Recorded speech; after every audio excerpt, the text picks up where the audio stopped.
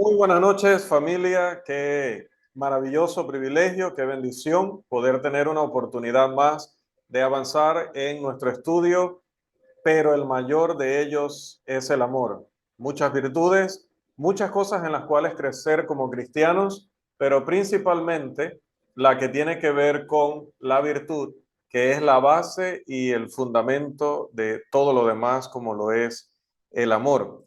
Esta noche nos corresponde en nuestro devocional número 44, nuestra lección número 11, que como les compartimos temprano a través del grupo, pues lleva por título El amor no busca lo suyo, basada esta expresión en Primera de Corintios 13:5. Así que por favor, si usted utiliza la Biblia en mano, porque le quede muy lejos la pantalla, ubíquese por favor en Primera de Corintios 13. Si nos está siguiendo la lectura a través de la pantalla, pues nada más continúa aquí con nosotros. Uno de los grandes enigmas de la familia humana es lo propenso que somos los hombres, hablo de los seres humanos, no de los varones, sino los seres humanos, hacia el egoísmo, lo propenso que somos al egoísmo. Es aún más desconcertante cuando consideramos que el afán por buscar solo para sí mismo es una de las principales causas de infelicidad, soledad y desesperación. Por ejemplo, Charles Kingsley escribió: si quieres ser miserable, piensa en ti mismo, en lo que quieres, en lo que te gusta, en el respeto que la gente debería darte y en lo que la gente piensa de ti.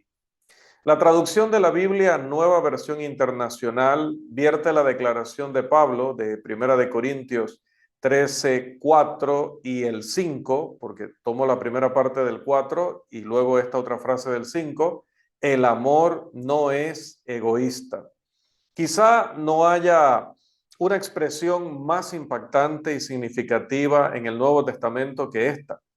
Es una declaración que expone, que deja al descubierto, o sí, deja al descubierto la naturaleza y el poder de la palabra llena de gracia, en griego, agape, una que conocemos bastante bien, la palabra griega para el amor verdadero, el amor perfecto.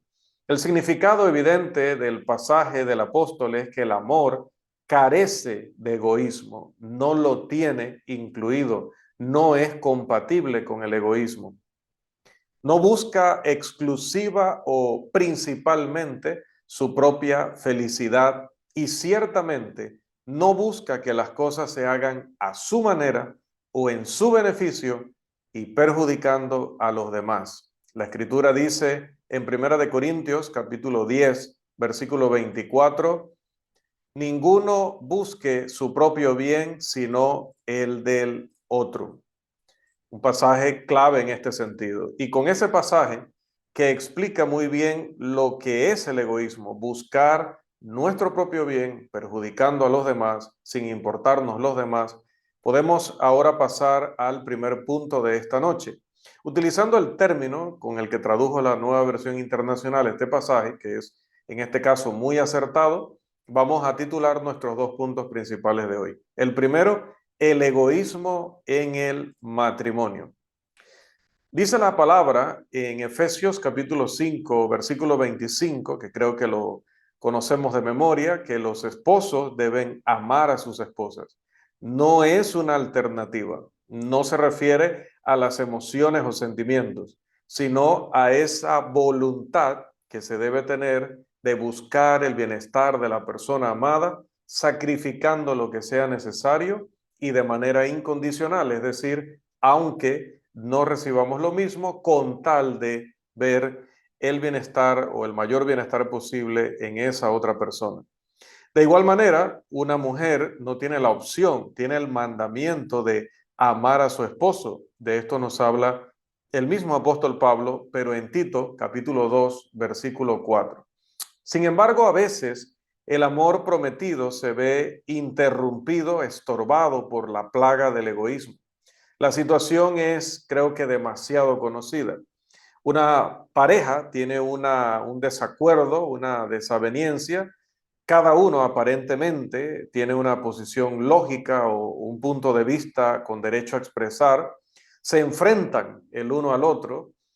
La actitud de orgullo y de querer ganar a cualquier costa, pues lleva la delantera y se pronuncian palabras duras, hirientes, ácidas les llamamos, que definitivamente ambos estarían dispuestos a desaparecer esas palabras de la historia más adelante si pudieran echar el tiempo atrás.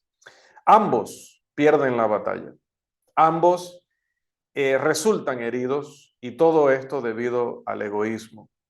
Mi estrofa favorita de una canción o un cántico que se llamó o se llamaba o se llama Una ilusión, bueno, traduciéndolo al español, porque no está en español, creo que no está en español, se llamaría Una ilusión de Frank C. Nelson. Ofrece comentarios que son pertinentes para lo que estamos hablando. Esta canción dice, es la historia vieja pero verdadera. Si buscamos un gran éxito y lo alcanzamos, le falta la gloria si lo logramos mediante el egoísmo. Realmente el egoísmo es un claro indicio de inmadurez emocional y espiritual. Es bastante natural que los niños tengan tendencias a ser posesivos y nosotros como padres comenzamos desde muy temprano, o así debería ser, a enseñarles a nuestros pequeños a compartir y también a respetar los derechos y las libertades de los demás. Pero desafortunadamente, y esta también es una realidad, parecemos caer en la misma trampa nosotros los adultos, los que se supone que debimos haber superado esta situación. Y no es que estemos atravesando una segunda infancia, ojalá en ciertos sentidos, sino simplemente que no hemos madurado en algunas áreas clave del desarrollo humano.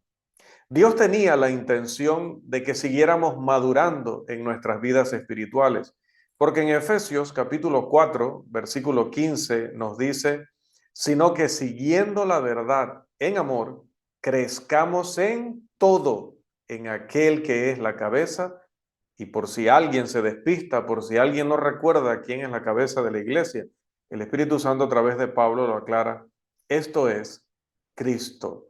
Si tenemos verdaderamente el propósito y estamos involucrados de corazón en actos específicos día a día que nos aparten del egoísmo y nos lleven a interesarnos en nuestra pareja, por ejemplo, que es el primer punto que estamos tratando esta noche, para tomar en cuenta sus ideas, tomar en cuenta sus sentimientos, tomar en cuenta sus derechos, sus privilegios, sus deseos, incluso aquellas cosas donde desea o anhela cosas que no, o esos momentos en que anhela cosas que no son indispensables, pero simplemente las quiere.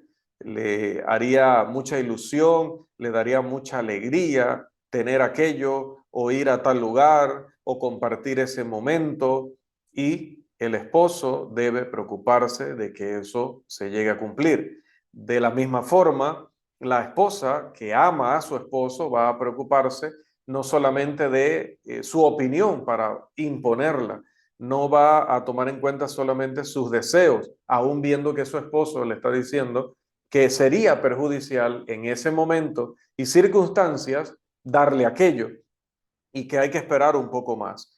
En ambos debe haber este anhelo de no ser egoístas, sino poder colocarse en la posición del otro, comprenderle, ponerle en primer lugar. Esto indicaría que verdaderamente estamos creciendo en el Señor. Esto diría que cuando estamos escuchando estas clases y estamos participando de una actividad espiritual como esta, lo estamos haciendo no como algo mecánico, como una tradición, porque de alguna forma lo creemos obligatorio, sino porque realmente estamos aquí para aprender, porque verdaderamente respetamos la palabra de Dios. En esa línea, también tenemos que hablar en nuestro segundo punto de el egoísmo en la iglesia.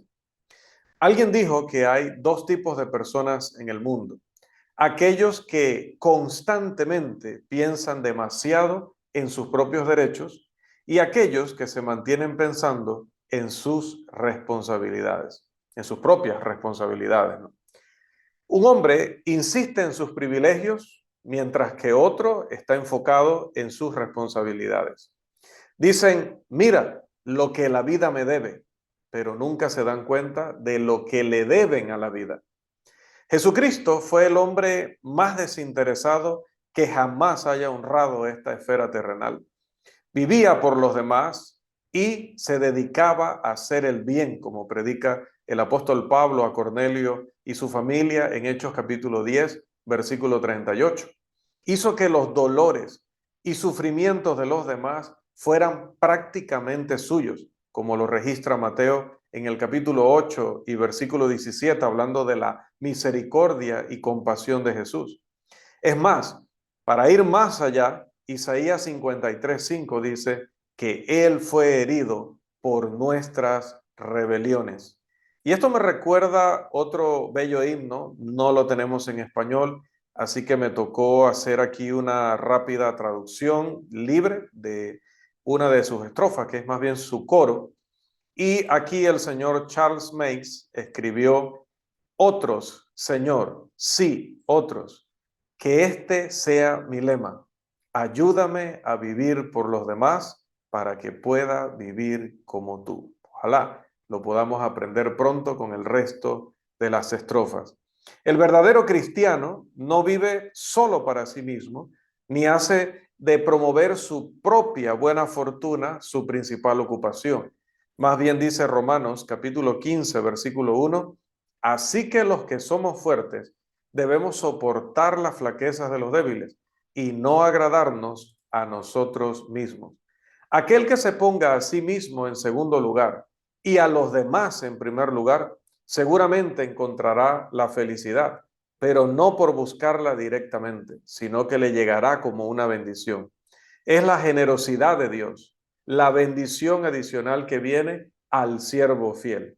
De hecho, Santiago escribió en el capítulo 1 y versículo 25 de su epístola: mas el que mira atentamente en la perfecta ley, la de la libertad, y persevera en ella, no siendo oidor olvidadizo, sino hacedor de la obra, éste será bienaventurado en lo que hace.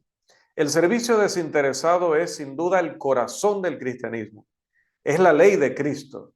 En resumen, la presenta el apóstol Pablo en Gálatas 6:2 cuando dijo: sobrellevad los unos las cargas de los otros y cumplid, ¿cómo? Así la ley de Cristo. Ese no es mi problema, ese es su problema. Él o ella que vea qué va a hacer. Esa no es la actitud ni la mentalidad del cristiano según este pasaje.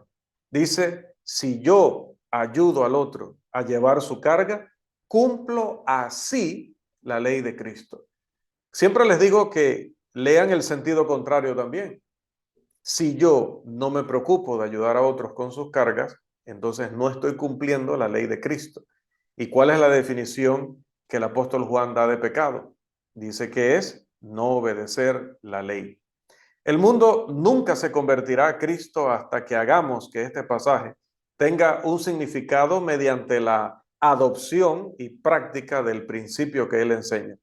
Cuando el amor desinteresado ocupe su lugar apropiado en el corazón de cada hijo de Dios presente esta noche, cada hijo de Dios que luego vea este estudio por las redes sociales, entonces el mundo se sentirá cautivado por la historia de Cristo, la historia vivida en cada uno de nosotros.